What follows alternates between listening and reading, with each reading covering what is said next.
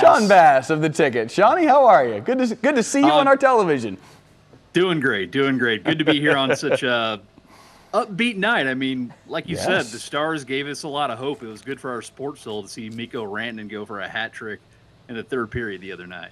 It felt like the season was over with about 12 or 13 minutes left in that third period. Even the folks that were in the press box, the conversation started to percolate. Well, what are you doing on Tuesday? You know, it felt like this thing was done. Take me through your perspective of seeing Rantanen do what he did and the way that he almost single-handedly saved this season. Yeah, I mean, he put on the cape. And it's crazy to think, like, a week ago, some people were like, oh, man, Mikko Rantanen, should we have made that trade? And, Logan Stankoven was a great piece to give up. But big players that make big money make big plays at big times, and that's exactly what he did. Now, it was nice to get a little bit of puck luck on the second goal to tie it, where he wraps around the goal and hits it off the skate of Girard. But it was just fantastic, and he was doing a lot of good things inside the series as far as using his big frame. It's just he didn't find the net for a little while, and once he did, it felt like the floodgates opened. But that was very heroic, and that's a moment that DFW sports fans are always going to remember. Game 7, the only player in Game 7 history to have a hat trick inside the third period. It's incredible. And Sean, you kind of mentioned it in terms of his frame. The play I keep going back to with that I think decided the series is the play at the end of Game 3 in that double overtime where he forces the puck away from Durant along the sidelines and gets it ahead to Marchment, leading to the Sagan goal. It felt like a minor moment to a certain degree, like it was massive for the series, but since they lost 4-0, there was a chance the series could have shifted. But I feel like that was such a huge turning point for Rantanen specifically and how he played the game. Because from that point forward, Game 4 notwithstanding, he was a massive factor in every offensive possession that ended up finding the back of the net. Yeah, he really was. And if you look early in the series, you could tell that maybe he was in his own head a little bit facing his former team. I know Daryl Ray's talked about it quite a bit on our airwaves about back in '99 when Brett Hull was added to the roster. They faced the St. Louis Blues in round 2, and Brett Hull felt like a zombie at times during that series. I don't know if Rantanen was exactly feeling that, but it took him a little while to find himself inside the series, and boy, I'm glad he did. So the first storyline has to be what Rantanen did and the fact that they won the series in the first place. And then the very next breath has got to be, and they did it without Miro and Robo. Like, when you look forward for this team, the potential that is now before them, now that they have made their way through the Avs and gotten rid of another Stanley Cup title contender, everything is in front of this team from a possibility standpoint. They look really strong.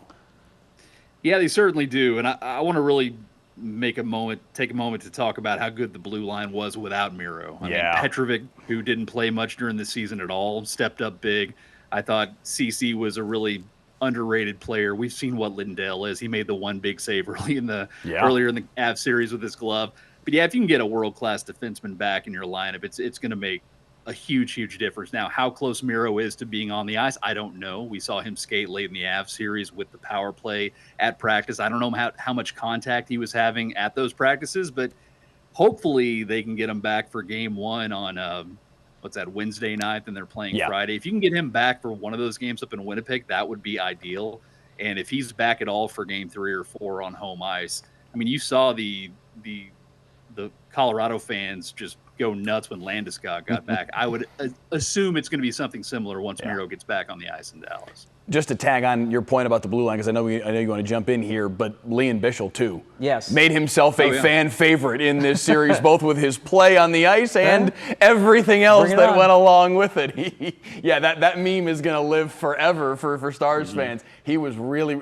Who wants to be on the business end of that dude? Nobody. Almost 7 feet on skates, 300 pounds. I know Rantanen was exaggerating a little bit with that, but goodness gracious, don't get in that dude's way. The other thing, though, and I think you guys are bringing up health, which is critical, but a lot of the Stanley Cup champions in recent memory have had one guy on long-term IR that's come back late in the season, had fresh legs, and kind of changed the dynamic. And I realize, especially with the Stars and the way they're playing, I know that they kind of gritted the series out. Sometimes you can mess up the chemistry the first couple of games back trying to get the guys in rotation, but when the hockey playoffs are such a war of attrition, when you get fresh legs back, and especially the players of the caliber of Miro and Robo, like, you're talking about a huge boon heading into the toughest matchups of the year, especially against the Jets team, who they struggled against this year, Sean.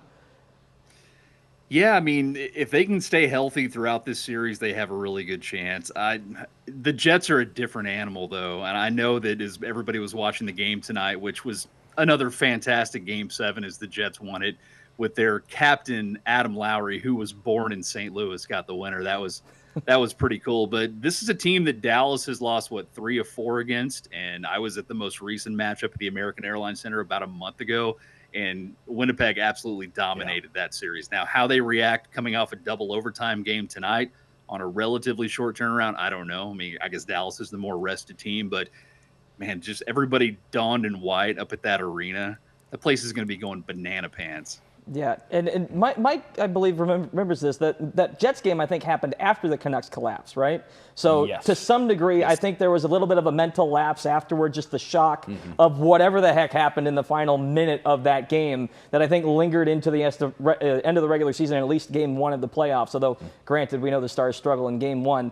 The other person that I want to put a little bit of credit to on this, a lot of credit really, is DeBoer, who 9-0 in Game 7s now. You want to talk about it, again, Game 7s come down to bounces and just some random puck luck sometimes, but to be 9-0 in those games, there's got to be something about the way that he's keying on this team. And I also think back to him pulling Otter at the end of Game 4, basically saying he doesn't deserve the way you guys are playing. He's pushing the right buttons on this team to make sure they get through each round.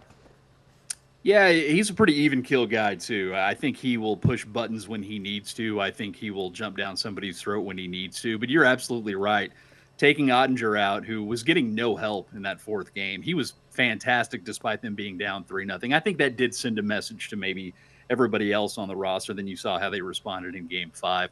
As far as the 9-0 in Game 7s, a lot of that is luck because hockey's such a random game. But yeah.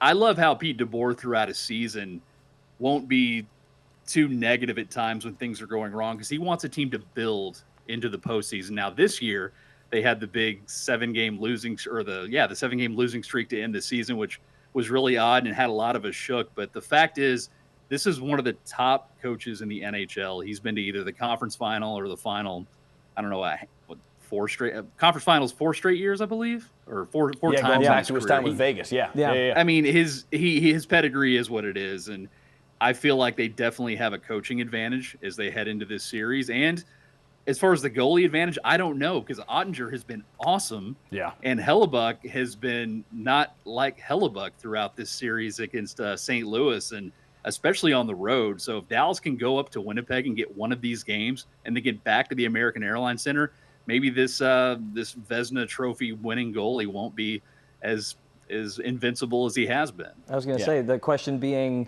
can they win Game 1, Mike?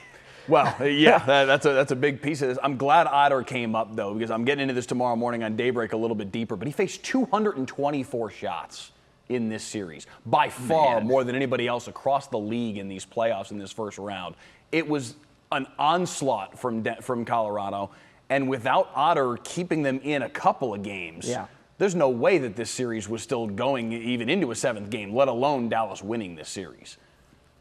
No, he was amazing, and he's been amazing since he's been in the league. And the fact he's so young and already has, I believe, 3 Game 7s under his belt, and he's got a slew of playoff starts, it feels like there's not going to be a moment that's too big for him. And for somebody to be that young that has that type of playoff pedigree already, that just portends good things not only for this postseason, but the next 5-6 years in Dallas.